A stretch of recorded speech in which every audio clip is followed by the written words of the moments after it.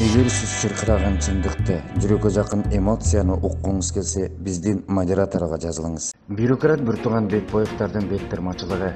Ак үйгө көп жылдан бери иштеген Замир Бекбоев, иниси Эмил Бекбоев экөө коомчулуктун башын айлантырып, улам мурунку жогорку кеңештин депутаты болгон Малиевдин бурмала буйртмалар менен каралап келгени кандай калп көрүнүш?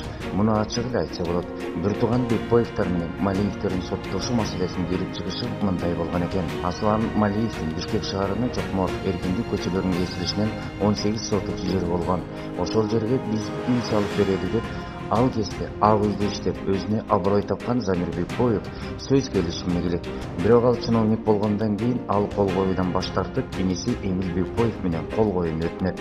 Ошентип Биртуган Бекбоевдор менен ишенчип Аслан Малиев келишимге келет. Сөзгө келгендин өзөгүндө Биртуган Бекбоевдор тийиштүү Осо Бабек ЛТТ фирмасы менен кол коюшуп, биргеликте көп кубаттуу үй соода түйүндүү комплекси менен курулмак болот. 2014-жылдын 27 февралында кол коюшуп, 2015 жылдын 1 ноябрында толук бүтүрүү келишими бекитилет. Анын 30% жердин ээси Малиевге тийиштүү экени белгиленет. Эми өз убагында бүтүрө албай, бүткөндөн кийин ар кандай махинизацияланып, бурмалоого келишимден чыгып кеткен чыр Биртуган Бекбоевдор учурда кылмыштык кылыктарын көрсөтүп жаткан мезгили. Эгер Малиевдин жери болбосо, алар кайдан үй салат эле? ИИМ билдирет. Кыргыз Республикасынын жарандык паспортун алган чет элдик жарандардын бардыгы мыйзам чегинде текшерүүгө алынат. Сотко чейинки өндүрүштүн жүрүшүндө жаран Орхан Инанбек Туркиянын жараны болуп туруп, 2012 жылдын 28 июнда Кыргыз Республикасынын ID-карт паспортун, 2012 жылдын 25 декабрында Кыргыз Республикасынын жалпы жарандык паспортун алгандыгы аныкталган. Учурда ага берилген паспорттун мыйзамдуулугу да иликтенүүдө.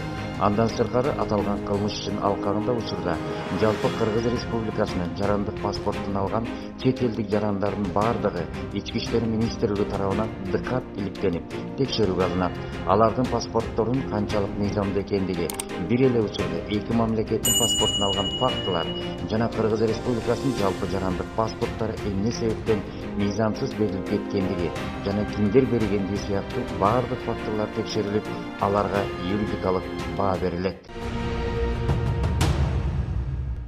Баш иштебеген балдардын долларлап окуткандар көбөйдү. Айына долларлап окуткан ата-энелер көбүнчө балдардын жөндөмдүүлүгүнө карабай урду берди кылып, акчанын күчүнө сала бергендин саны өсүүдө. Өзгөчө колунда бар байлар ушундай жолго салып, ушундай жол менен жүрүшөт. Кымбат баалуу мектептерде төлөнгөн акчаларга тамак аштары ичине кирип, тамактары жакшы жасалса да, сатып жеп көнүп калган балдары баары бир чөнтөктөрүнөн акчаларын алып чыгып сатып жешет. Ачыгын айтканда баардык нерсе акча менен болуп, акча менен бүтөөрүнөн кичинекейинен түшүнүп жаратышат. Эмтеден акчаларын айтып мактанышат. Акча байлык, руханий байлык байлык эместей сезип калышкан. Сезим деген жоктой. Алардын сезиминде акча менен ойготууга туура келип калгандай. Ушундай билдирүүнү Бишкектеги акчалуу орто мектептин жаш мугалими жазып, биздин редакцияга жиберген. Чындыгында акчалуу мектептерге канчалык акчанын күчү менен билим бербесин, мамлекеттик мектептерде бүткөн бүтүрүүчүлөрдө ичине болсо дагы адамгерчилик болгондой. Жөнөкөй жерден жөнөкөйлөр тарбияланат.